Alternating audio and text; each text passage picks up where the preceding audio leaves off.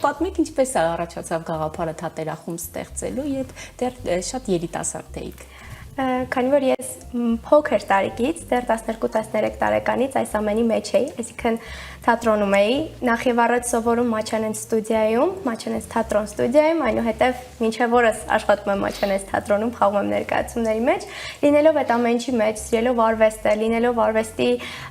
այս ամենահիասքանչ, ամենագեղեցիկ ճյուղի մեջ, թատրոնի մեջ, հասկացա, որ այդ շունչը մեր համայնքում, Արմավիրի Մարզ գյուղ երասխահունում պակասում է եւ որոշեցի, որ դա նաև պետք է տեղափոխվի համայնք, որովհետև չի ուզում, որպեսզի մեր համայնքի երեխաները ինչ որ բանով հետ մնան, քաղաքում ապրող երեխաներից, ովքեր ունեն հնարավորություն գնալ ստուդիա, սովորել, կրթվել եւ կազմել մշակույթի մաս, եւ հենց այդ պատճառով որոշեցի բացել փոքրիկ խմբակ, սկզբում մտավախությունները շատ էին, որովհետև 17 տարեկան ես, արդյոք քեզ կվստահեն ծնողները, արդյոք կցանկանան երեխաներին ձեզ վստահել,